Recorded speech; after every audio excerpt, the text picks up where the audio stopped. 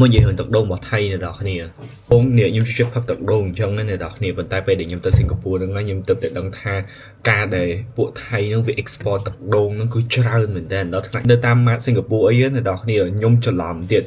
bên nó cứ nhung tinh tận đông nó nhung mơ lại cột để sao để tận lọt mai bảo dương mà lại cứ mơ lại cột này đó nè thằng đã mơ tới đăng tha đăng mệt bỏ thay để cho tới như vậy đã cho cái thọ thằng đây những từ cái tha nó product của Singapore ấyเดี๋ยวไปเดี๋ยวยมบัวพักกับยมกะเล็กได้เคยท่า manufacture in Thailand มีในฐานนั่นคือผลิตในขนมประเทศไทยของแต่ไทยวิจารณ์บาร์โก้ในขนมประเทศสิงคโปร์ใช่ไหมเป็นนั่งคังของไอ้พองในดอกเนี่ยประเทศเธอมายังติงเฮาอีจะได้กับพักเตอร์ให้ไงขอยมาไปจากชื่อมนก่อนแต่ทางไงขอยในสิงคโปร์นั่นคือยมโหยมชื่อยมโหกันในครั้งเตอร์คือซึ่งแต่บอไทยในดอกเนี่ยซึ่งแต่ทางโหบอสิงคโปร์หรือกับบอมาเลยไอ้อดคืนเตะ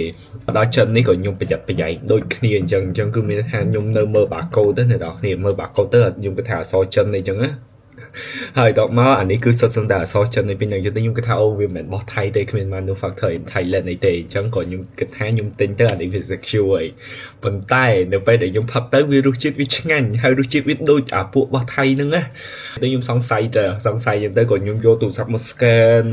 ក scan ធួពីអាហ្នឹង information ដើម្បី translate អីចឹងណាអ្នកក៏សម្រេចថាអានេះគឺបោះចិន 100% ហ្មងអញ្ចឹងទៅនេះ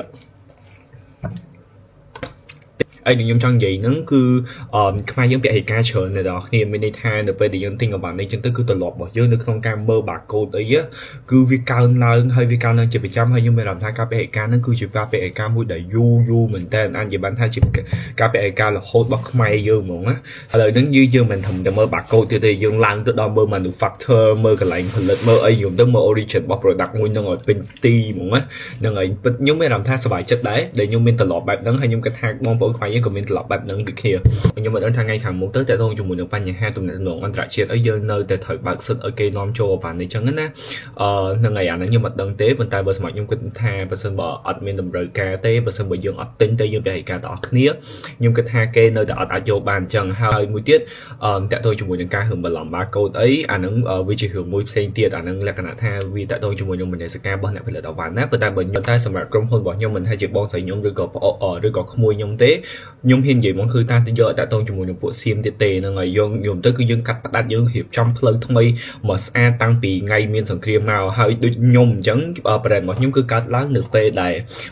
មានសង្គ្រាមជាមួយខ្មែរថៃទៀតអញ្ចឹងខ្ញុំរត់តែពហិការរត់តែកាត់ផ្ដាច់ដាច់ខាតហ្មងណាអ្នកនរគ្នាដោយសារតែគោលដៅរបស់ខ្ញុំតាំងពីដើមគឺផលិតអវ៉ាន់ដើម្បីផ្គត់ផ្គង់ក្នុងស្រុកឲ្យបានកាន់តែច្រើនតាមដែលធ្វើទៅបានគឺជាគ្រឿងប្រើប្រាស់ប្រចាំថ្ងៃដែលមានតម្រូវការខ្ពស់ដូចជាប្រភេទថ្នាំដុសធ្មេញនេះទៅ14,000 រៀលនេះអ្នកនរគ្នានៅក្នុងនឹងមានថ្នាំដុសធ្មេញ120 ក្រាមជាមួយនឹងច្រាស់ថែមឲ្យមួយហើយគុណភាពវិញមិនមែនគុណភាពចាក់ដាក់ទេណាអ្នកនរគ្នាគុណភាពនោះសុទ្ធតែជា select ហើយត្រូវបានតេស្តដោយពួកខ្ញុំផ្ទាល់នឹងមានក្រុមការងារតេស្តផ្សេងទៀតធ្វើនេះយើងមិនធ្វើថាយើងត្រូវតែយកថប់ឲ្យបានទេអ្នកនរគ្នាយើងសម្រួលជាមួយនឹងតម្លៃជាមួយនឹងគុណភាពឲ្យបានល្អបំផុតតាមដែលធ្វើទៅបានទូការ control មែនតើជាប្រភេទខ្សែលេតាមពិតមាន3ពណ៌គ្រាន់តែថាមកចិត្តខ្ញុំយកបានតែ2ពណ៌ហ្នឹងទេហ្នឹងហើយអានេះគឺជាប្រភេ